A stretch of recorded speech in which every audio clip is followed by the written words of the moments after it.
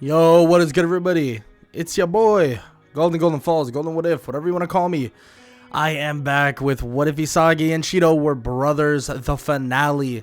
I don't know if you can really tell it in my voice, but I am a little sick. I was a little sick the other day, so I was feeling a little under the weather, so that's why I didn't want to post a video. But I'm here with the finale of What If Isagi and Shido Were Brothers, and it seems like y'all enjoyed the series, and it's coming to an end. As always, I want to remind y'all, I don't go into the manga normally. I don't normally. I'm an anime exclusive channel normally, so I'm sorry about that. If something comes up, maybe I'll do stuff with the manga later on, but right now I don't really have any plans of doing that. I do have some ideas, but I can't really talk about them just yet. But with that said, let's get right into the finale. Let's get it.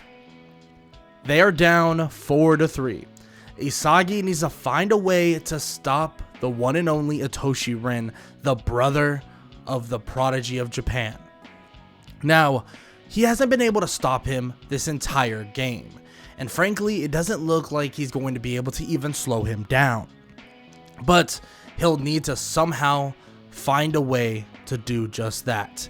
He'll need to find a way to slow down Itoshi Rin, because if he doesn't, well, his team will fall and they'll lose one of their players, if that's, well, Nagi or Bachira. He doesn't want to lose either of them, so he begins to try and guard Rin. But even Rin can tell that his defense is far different than it was before. It seems as if, well, Isagi is using his aggressiveness, his body, and his body type in general to more or less actually control the pace of more or less Rin's dribbling. He continues to control this pace over and over and over again as he tries to get him off tempo, get Rin to make a mistake, and eventually he would do just that. Rin would make a mistake, and once he does, Isagi would be there to capitalize off of it. Immediately, Isagi would be dashing toward the ball, poking it free as it bounces straight up in the air. Out of nowhere, Nagi would come jumping in and he would gather it, getting in front of Aru. Of course, he would gather it completely as he would get it down to the field to Bachira. It looks like they can score. Bachira would then out-dribble Tokumitsu, but Tokumitsu is right on his tail, so he does a beautiful tap pass toward the middle of the field, and the one person waiting there is Isagi. But Rin is right there stalking and ready to capitalize. He dives toward Isagi, more or less getting on top of him pretty quickly, and is about to steal the ball. But Isagi would quickly shift his weight and he would move Rin out of the way, gathering it, and as he gathers it, he would pop it back up and it would look very Nagi-like. He would get it to his other foot and immediately kick it with the back of his heel, slamming it into the goal. And let's just say, Rin is standing there in complete shock. He doesn't even know what to think, know what to say. They are now tied 4-4. But Rin, well, Rin's not done evolving either. Rin gets the ball and he begins to set up a play that will take the game over forever. Isagi continues his aggressive defensive style, trying to stop Rin, putting the pressure on him. But using the height of Aru, it seems like they're able to get the ball down the field toward the area that Rin could easily score. And as they get the ball down there, Nagi and Bachira try and guard their respective people, but the body types that they're going against and the physicality they are going against as well is something that is almost impossible to stop in a long drawn out game, in which this is exactly what it is. Isagi tries to recover, tries to stop one of them from scoring, Tokumitsu actually looking for a goal himself, but Isagi would come out of nowhere, popping the ball back up, and he looks over, but there's one person waiting for the ball to fall down to the ground, and that's Rin. Rin is waiting for the ball to fall to the ground, and as it does, let's just say, it doesn't fall very ceremoniously for Isagi himself, because Rin would get the ball and he would shoot his final goal, and they would win 5-4. Isagi would be completely shocked at this, standing there, and he would think to himself that he wasn't enough to evolve. His evolution of defense wasn't enough to stop what Rin was doing. But as he's standing there, Bachira would walk over to him and tap him on the back, telling him that he did some amazing things, greater than he's ever seen before. Nagi saying the same thing, that it was truly impressive and truly insane. And frankly, they all know who's going to get picked. And of course, Rin would step up, saying that they don't get a choice, both of his teammates. He wants him. He can tell that they can make some sort of chemical reaction, and that he wants to make sure that he doesn't fall victim to blue lock. And on top of that, he wants to have him watch as he becomes the greatest striker alive. And Rin is confident that he could be better, way better than Isagi. Now, with that said, Isagi would join the team of Rin, and frankly, the team of Rin, Isagi, Tokumitsu, and Aru would be practically unstoppable. And even when they would go against some pretty strong teams, a team of, well, Bachira, Nagi, Chigiri, and even Baro, it doesn't necessarily matter. Not having Isagi on their team is a giant kick to the face, because Isagi is an absolute monster, and frankly, he creates some extremely talented players. So yes, they would take them on.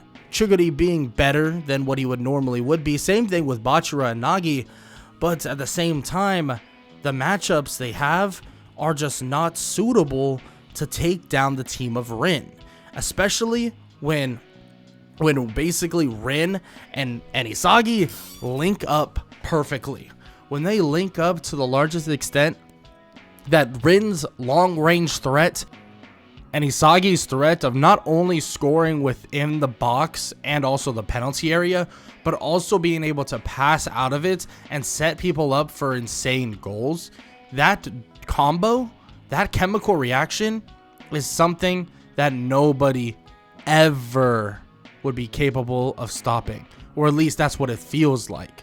And even Rin gets a slight smirk on his face because it's odd. It's odd the satisfaction he's getting from playing with a player like Isagi, someone that isn't necessarily this massively egotistical player, but this person that is willing to create this insane chemical reaction for not only him, but for his team.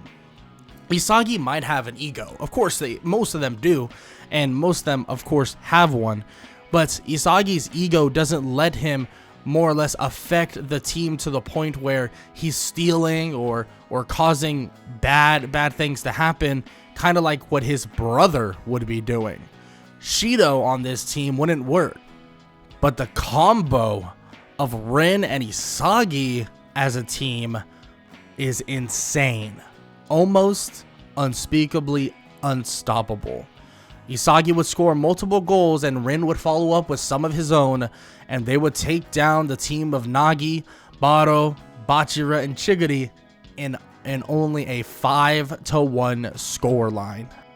Isagi would take Bachira, and, well, it would be pretty apparent who they would want to take, being that Bachira is absolutely insanely good with Isagi himself, and their chemical reaction is also just outlandish too. So yes, the chemical reaction between him and Rin is insane, but Bachira and Isagi have been playing together for a while as well, way longer than he has with Rin.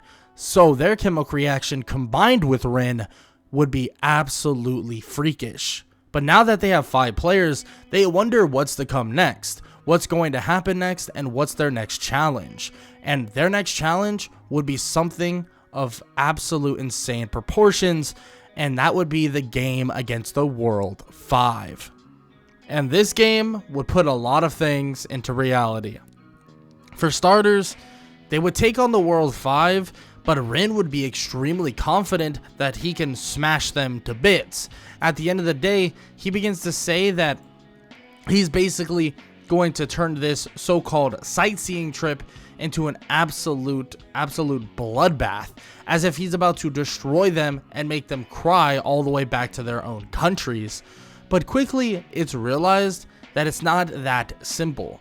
Rin would score the first goal of the game, but quickly after, Rin would get absolutely dismantled and a goal would be scored really fast.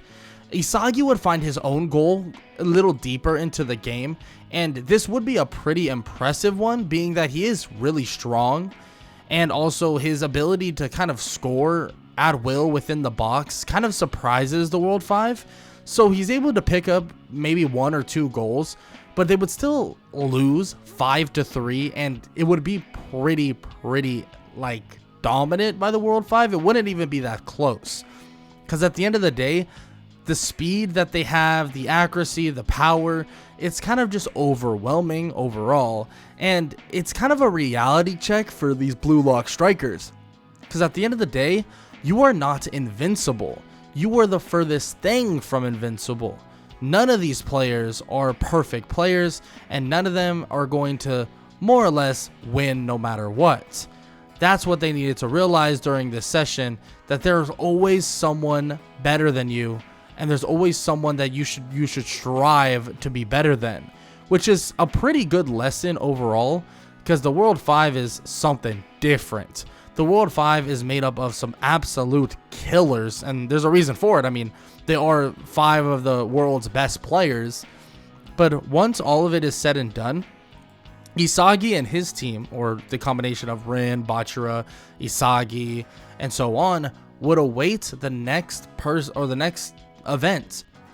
But when that quote-unquote next event would arrive, he would see as everybody would walk in, everybody that he saw before, people like Nagi, people like Chiguri, they would all walk in, and eventually he would see one other person, his brother.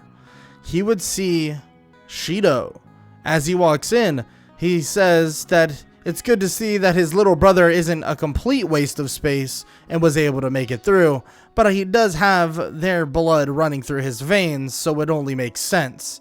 But as Isagi begins to speak with him, he would look behind Shido and then be curious, where is Kunigami? And everybody would be shocked by this as well, and Shido would be like, well, it seems as if the hero fell to me, and it seems like I'm the villain of his story. So he had to go back down. In which Shido would say that he hopes that his little brother isn't disappointed. Did he really want his big brother to just leave like that? And Isagi would get face to face with Shido and tell him that he's no longer the player that he once was, and that if they get the chance to go head to head, he'll smash him into 1,000,000 pieces. In which Shido isn't even thinking about anything Isagi can do. And he tells Isagi that if he really thinks he can do that, well, they'll have to see very soon. He does then take a kick at Isagi, but Isagi would immediately grab his leg and kind of toss him to the side as he recovers as well. And Shido would say that it looks like his little brother got a little bit more strength on him now, but not enough. Of course, Bachira would be standing there in complete shock, and everybody would ask, is it true that they're really brothers? And of course, I mean, it'd be pretty obvious. Can't you see the resemblance? Shido would start laughing and saying that it looks like he picked up a couple new friends. It sucks that his new friends are nothing compared to him, because at the end of the day, them two together were unstoppable. And if it's true that his little brother gotten so much better, that their duo would be even more unstoppable. And of course, Jinpachi Ego would eventually cut them off and would tell them what is about to happen. The U20 match is going to be the end-all be-all for Blue Lock. And Blue Lock will not survive if they lose against Japan's U20 team. That for them to survive, they need to take down the under-20 team of Japan. And Isagi, Shido, and many others would stand there listening to Jinpachi Ego as he tells them all that they're going to have a bit of a trial run. Some tryouts for the U20 match. because they need 11 players plus substitutes to take on the U20 team. So let's see who can really create a chemical reaction. What will happen with this new Isagi? This brand new version of himself, a version that is expanded beyond just his older brother Shido, a version that might be able to have a chemical reaction with not only his brother Shido, but also Rin Itoshi? Well, that's a story for another day and another time entirely. Because this is the end, at least for now, of What If Isagi and Shido Were Brothers. And if you enjoyed, make sure to show some love. Leave a like, leave a sub, and even leave a comment down below. All that good stuff. And I hope all of you have an amazing day. Later.